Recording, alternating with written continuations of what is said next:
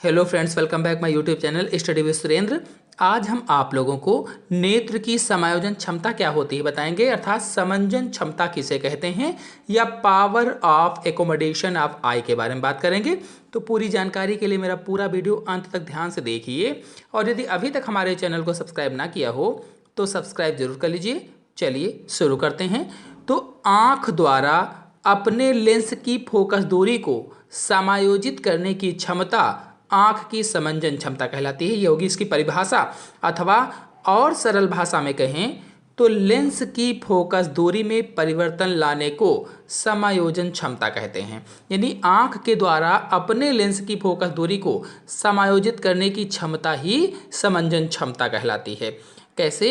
तो स्तनधारियों की आँख के लेंस में समायोजन की अपार शक्ति होती है। जो स्तनधारी होते हैं इनके आँख के लेंस में समायोजन करने की अपार शक्ति पाई जाती है। पास और दूर की वस्तुओं को देखने के लिए लेंस की फोकस दूरी बदलना पड़ता है। यदि हमें पास की वस्तु को देखना है या दूर की वस्तुओं को देखना है तो इसके लिए लेंस की फोकस दूरी को बदलना पड़ता है ताकि वस्तु का स्पष्ट प्रतिबिंब सही स्थान पर बने। तो इसके लिए लेंस के व्यास में परिवर्तन करके उसकी फोकस दूरी को बदला जाता है। फोकस दूरी के इसी बदलाव को समायोजन कहा जाता है अथवा समंजन क्षमता कहते हैं। यदि आप फोकस दूरी नहीं जानते हैं क्या है तो मेरे चैनल में लेंस से संबंधित सभी परिभाषाएं अपलोडेड हैं, आप लोग जाकर के उस वीडियो को देख सकते हैं। तो लेंस कैसे समायोजित होता है अर्थात समायोजन क्षमता की कार्यविधि क्या है इसको समझ लेते हैं।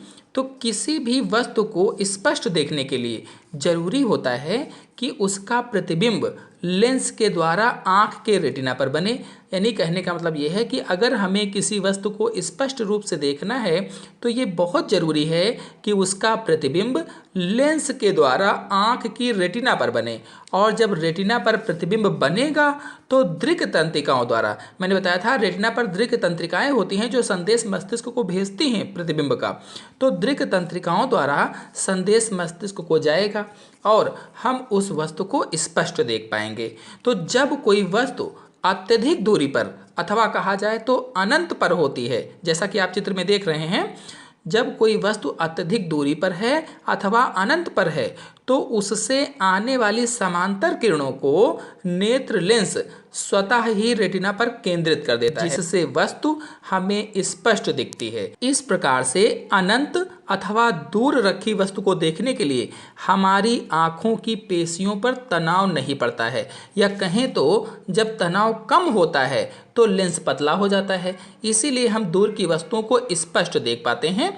मतलब सामान्य अवस्था में हमारे नेत्र दूर की वस्तुओं को देखने के लिए समायोजित अथवा समंजित हो जाते हैं। अब इसके विपरीत जब वस्तु को आँख के पास लाया जाता है तो नेत्र लेंस से वस्तु का प्रतिबिंब रेटिना के पीछे बनता है। यानी रेटिना पर ना बन करके रेटिना के पीछे, देखिए चित्र में, बिंदु आई पर बनेगा।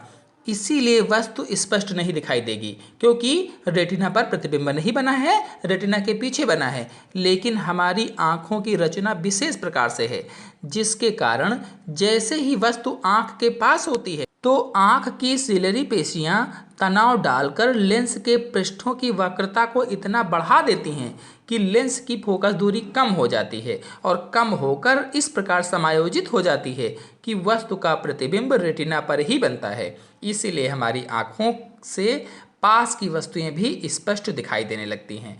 आँख की पेशियों द्वारा लेंस की फोकस दूरी को समायोजित करने की क्षमता को ही आँख की समंजन क्षमता कहते हैं। चलिए चित्र के माध्यम से इसे एक बार फिर से और समझ लेते हैं। इस चित्र को देखिए, जब वस्तु आँख से बहुत दूर अर्थात अनंत पर होती है तो वस्तु से आने वाली समांतर किरणें नेत्र लेंस द्वारा रेटिना पर फोकस हो जाती हैं। यानी जब अनंत पर है वस्तु या बहुत दूर है तो वस्तु से जो आने वाली समांतर किरणें हैं ये नेत्र लेंस के द्वारा रेटिना पर फोकस हो जाती हैं, जिससे वस्तु हमें दिखाई देने लगती है।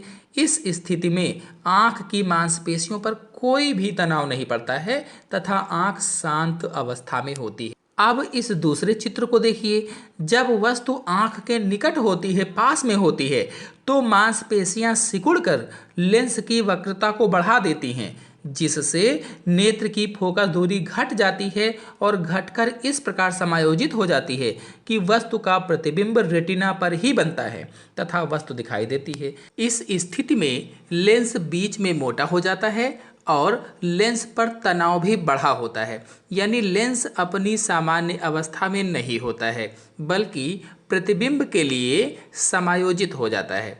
अतः पास की वस्तुओं को देखने के लिए लेंस के इसी समायोजन को ही नेत्र का समंजन कहा जाता है या नेत्र की समंजन क्षमता कहा जाता है। तो चलिए आंखों से जुड़ी कुछ विशेष जानकारी आपको बता देते हैं, जिसमें से पहला पॉइंट है आंख से अधिकतम दूर स्थित वह बिंदु जिस पर रखी वस्तु को आंख द्वारा स्पष्ट देखा जा सकता है दूर बिंदु कहलाता है। स्वस्थ आंख के लिए दूर बिंदु अनंत पर होता है। फिर दूसरा पॉइंट है आंख से न्यूनतम दूर स्थित वह बिंदु जिस पर रखी वस्तु को आंख द्वारा स्पष्ट देखा जा सकता है निकट बिंदु कहलाता है।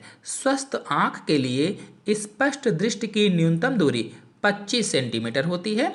फिर अगला पॉइंट है आंख के निकट बिंदु तथा दूर बिंदु की दूरी को दृष्टि विस्तार कहते हैं, यानी निकट बिंदु और दूर बिंदु के बीच की जो दूरी होती है उसे दृष्टि विस्तार कहा जाता है।